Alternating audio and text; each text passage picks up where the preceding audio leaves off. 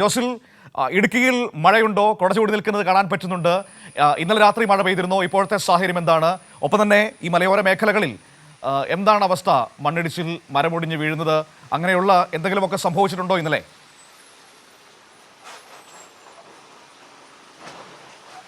മനു, കഴിഞ്ഞ ദിവസങ്ങളെ അപേക്ഷിച്ച് ഇന്നലെ രാത്രിയിൽ താരതമ്യേന മഴ കുറവായിരുന്നു എന്നുള്ളതാണ് ഇതുമായി ബന്ധപ്പെട്ട് പറയുവാനുള്ളത്.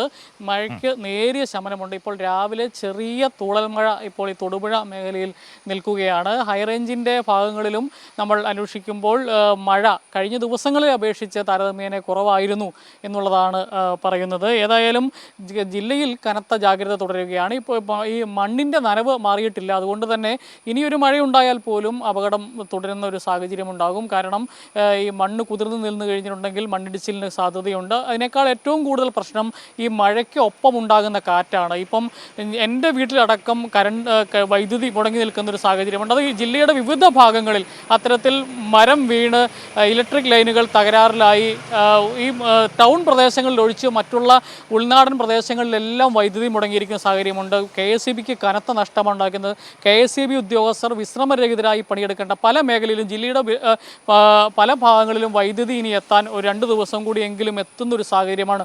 അത്രയ്ക്ക് നാശനഷ്ടങ്ങളാണ് ഈ വൈദ്യുതി വകുപ്പുമായി ബന്ധപ്പെട്ട് ഉണ്ടായിട്ടുള്ളത്. അതുപോലെ തന്നെ കൃഷിക്ക് വ്യാപകമായ ഈ മഴയോടൊപ്പം എത്തിയ കാറ്റിൽ വ്യാപകമായ നഷ്ടമുണ്ടായിട്ടുണ്ട്. ഈ ഏലത്തോട്ടങ്ങൾ നശിച്ചിട്ടുണ്ട്. വാഴത്തോട്ടങ്ങൾ, അതായത് വിളവെടുക്കാറായ കൊല ഒന്നോ രണ്ടോ ആഴ്ചകൾ കൂടി കഴിഞ്ഞാൽ പോലും വിളവെടുക്കാൻ പറ്റുന്ന തരത്തിലുള്ള വാഴത്തോട്ടങ്ങൾ നശിച്ച സാഹചര്യമുണ്ട്. അങ്ങനെ കർഷകർക്ക് വലിയ നഷ്ടമുണ്ടായിട്ടുണ്ട്.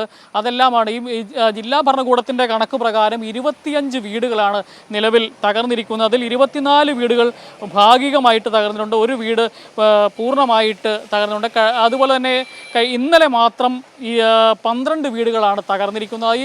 ഇത്തരത്തിൽ വലിയ നാശനഷ്ടങ്ങൾ ജില്ലയിൽ ആരംഭിച്ച ഒരു സാഹചര്യത്തിലാണ് ഇപ്പോൾ മഴയ്ക്ക് നേരിയ ശമനമുണ്ടായിരിക്കുന്നത്. അതുപോലെ തന്നെ യാത്രാ നിരോധനങ്ങൾ ഏർപ്പെടുത്തിയിട്ടുണ്ട്. മെയ് 30 വരെ ഗ്യാപ്പ് റോഡിൽ രാത്രികാല യാത്രാ നിരോധനം ജില്ലാ ഭരണകൂടം ഏർപ്പെടുത്തിയിട്ടുണ്ട്. അതുപോലെ തന്നെ ദേശീയപാത 85 ഗതാഗത നിയന്ത്രണമുണ്ട്. അത് കൊച്ചി ധനുഷ്കോടി ദേശീയപാതയിൽ ഇരുട്ടുകാനത്തിൽ നിന്നും കല്ലാർ വട്ടിയാറ വഴി 2-ാം മൈൽ വരെയുള്ള ഭാഗത്ത് റോഡ് ഗതാഗതം ആണ് ഈ ഒരു ഉത്തരവുണ്ടാകുന്നവരെ നിരോധിച്ചിരിക്കുന്നത്.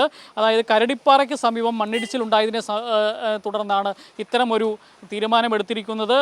ഏതായാലും ഈ പ്രദേശങ്ങളിലെ മണ്ണിടിച്ചിൽ ഗതാഗതം പുനഃസ്ഥാപിക്കുന്നതിനു വേണ്ടി ജില്ലാ ഭരണകൂടം എല്ലാ വിധത്തിലുള്ള തയ്യാറെടുപ്പുകളും നിരന്തരം അധ്വാനിച്ചു കൊണ്ടിരിക്കുകയാണ്.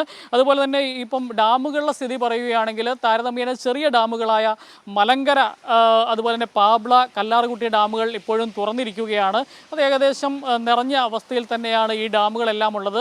ഈ പല ഡാമുകളിലെയും ഒരു പ്രശ്നം ഈ സംഭരണശേഷിക്ക് കുറവ് വന്നിട്ടുണ്ട്. കാരണം ഈ മണ്ണ് ചെളിയൊക്കെ അടിഞ്ഞ് മലങ്കര ഡാമിലടക്കം സംഭരണശേഷിക്ക് കുറവ് വന്നിട്ടുണ്ട്. അതുകൊണ്ട് തന്നെ ഈ മണ്ണും ചെളിയുമൊക്കെ നീക്കുന്നതിന് വേണ്ടിയുള്ള തീരുമാനം സർക്കാർ തലത്തിൽ എടുത്തിട്ടുണ്ട്. ഉടൻ തന്നെ നടപടി ഉണ്ടാകും എന്നുള്ളതും മന്ത്രി റോഷി അഗസ്റ്റിൻ വ്യക്തമാക്കുന്നുണ്ട്. പക്ഷേ ഏതായാലും അങ്ങനെയുള്ള ഡാമുകളാണ് ഇപ്പോൾ നിറഞ്ഞ് ഒഴുകുന്നൊരു സാഹചര്യമുള്ളത്. ഇടുക്കി അണക്കെട്ടിലോ അല്ലെങ്കിൽ മുല്ലപ്പെരിയാർ അണക്കെട്ടിലോ ഭയപ്പെടേണ്ട ഒരു കാര്യവും നിലവിലില്ല.